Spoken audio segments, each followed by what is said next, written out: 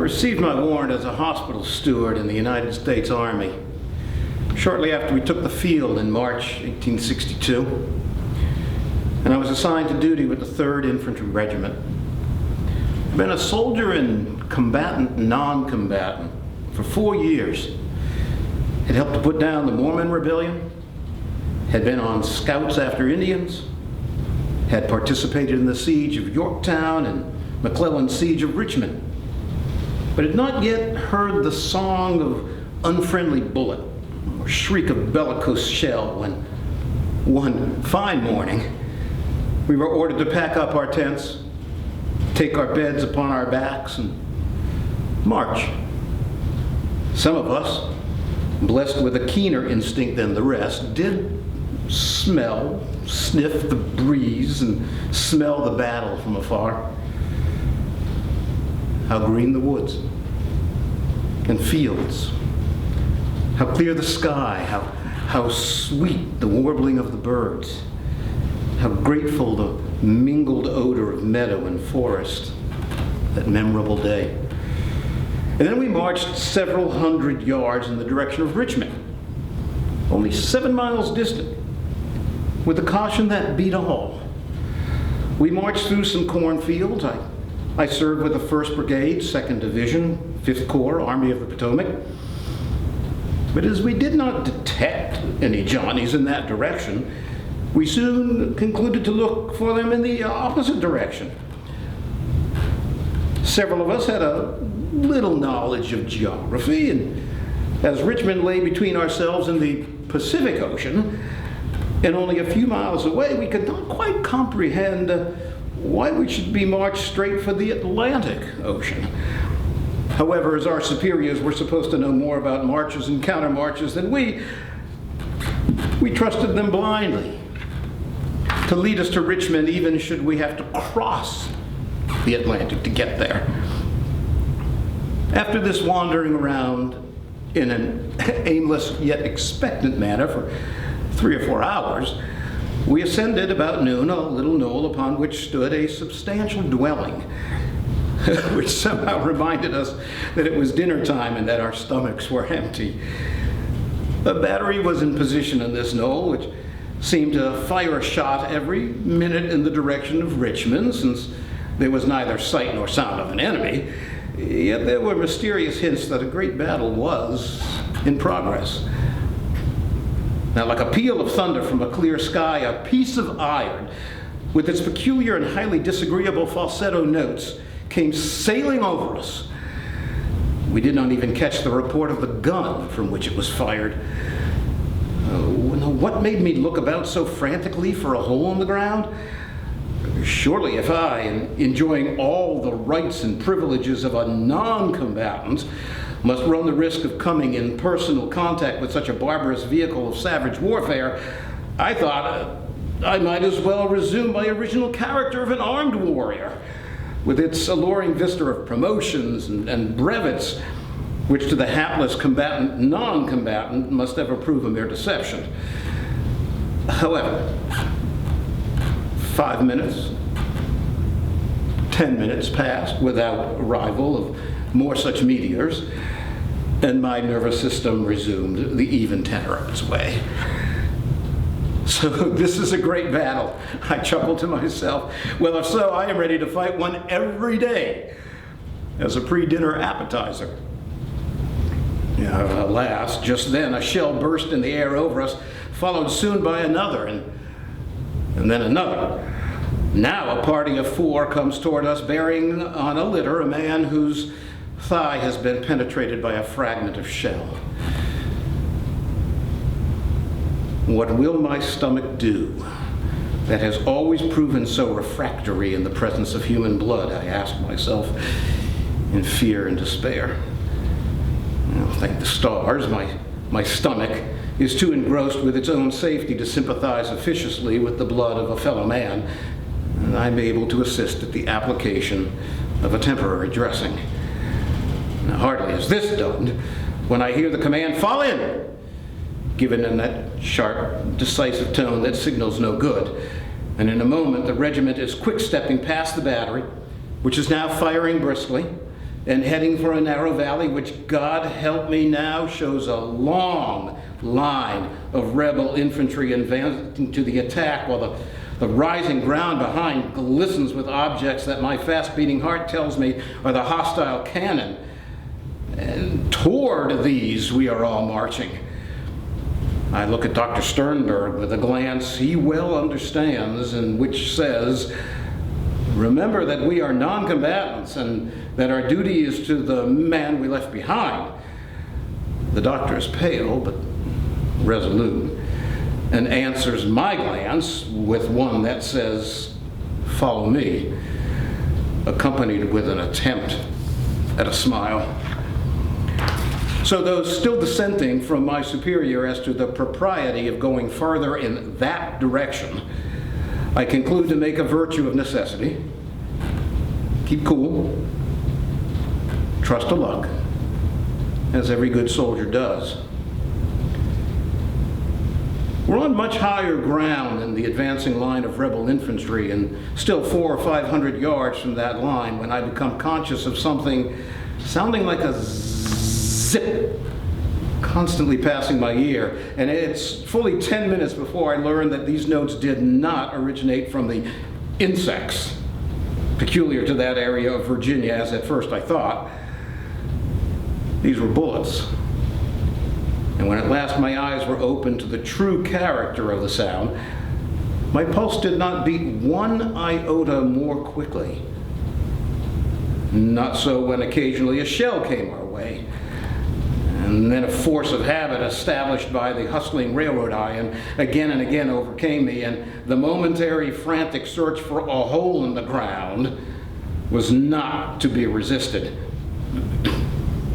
When within a couple of 100 yards of the enemy, the regiment formed in battle, and the other regiments formed in line of battle, and the other regiments of the brigade formed on its left and began firing, Dr. Sternberg and I, with our hospital force consisting of 4 hospital attendants, the regimental band, and all the drummers and fifers, took position 100 yards behind the fighting line and planted our red flag, both to direct the wounded and to inform the hostile artillery of our character and mission. One of the hospital attendants carried the field case of surgical instruments, another the hospital knapsack containing anesthetics, styptics, bandages, and another led the doctor's horse. The rest carried litters, pails filled with water, wash basins, canteens. Dr. Sternberg now unlimbered his pocket case of instruments, and I did the same. Little as I knew of their use, indeed, little did I know of medicine and less of surgery. The men, though, had the utmost confidence in my knowledge and skill, and I had gained their respect while dispensing strong doses of medications for slight yet painful ailments such as indigestion and cholera. Being the only hospital corps on the spot, a stream of slightly wounded men, guided by our red flag and stretchers, soon came to us from all sides. Imitating my superior closely, I would say, "Poor fellow, where are you hurt?" "Right here in my arm." Well, finding no wound of exit, I would feel for the bullet, compressing the surrounding parts with the thumb and forefinger of my left hand. I would cut down to the bullet, insert the little finger of my right hand under it, yank it out, put a bandage around the arm, and be ready for the next man. I was full of the feeling that if one of the ever-zipping bullets should mark me for its own, a reserved seat in the regions of everlasting bliss was at my disposal. Such the satisfaction that springs from a sense of duty well performed.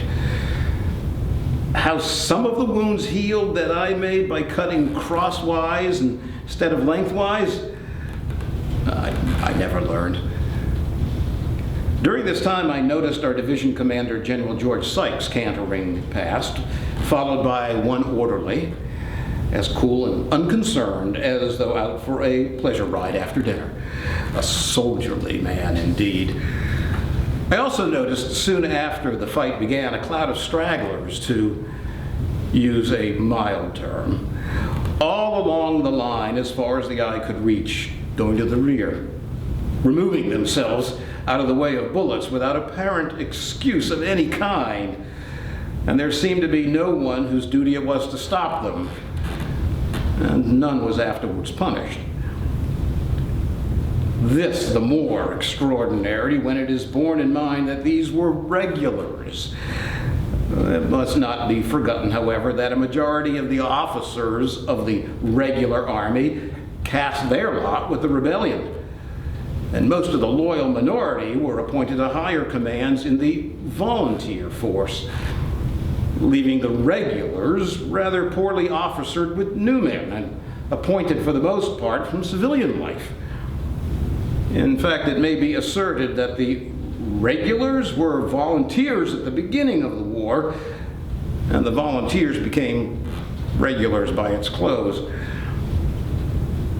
We had been occupied in the manner stated not more than an hour, doing little real good, since all the wounded that came to us could have been better attended to at the field hospitals farther to the rear.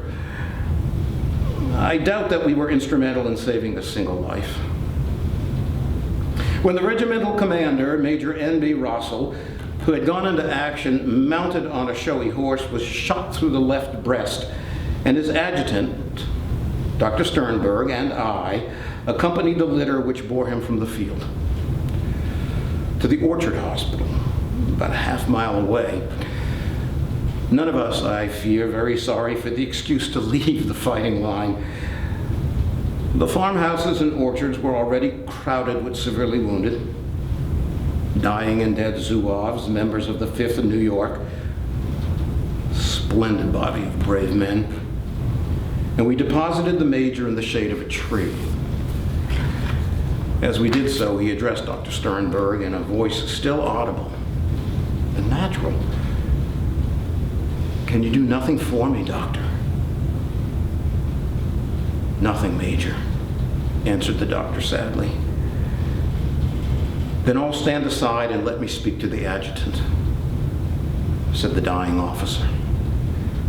And whispering a last message to his loved ones in that officer's ear, he promptly breathed his last. Soon after this, our line of battle gave way to the victorious rebels. A panic seized the host of stragglers in the rear, and a wild rush for bridges over the Chickahominy River began, in which we were forced to participate, leaving our wounded and dead in the hands of the enemy. This was the Battle of Gaines' Mill, fought June 27, 1862.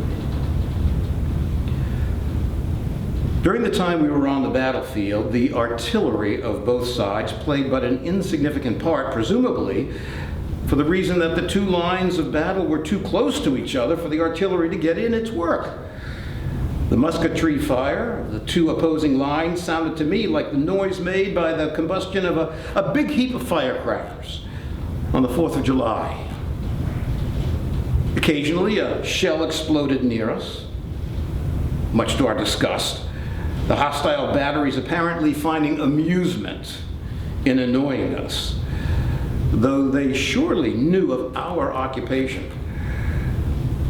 When, late that night, I wrapped myself in my one blanket under an oak tree to seek rest and oblivion of the day's sad experiences, I said to myself that we, the hospital party, could have probably done much more good had we stayed farther away from the battlefield, as it seemed to me that a man will either die from loss of blood immediately after being hit in a vital spot, or the missile will have acted as a styptic through contusion of the smaller vessels and the consequent formation of the blood clot, acting as a plug, which will hold good for a day or two. Our presence on the battlefield was, in my opinion, calculated simply to swell the list of the dead and wounded and of pensioners. I also resolved that in any future war I should participate in should not find me in the role of a combatant, non-combatant.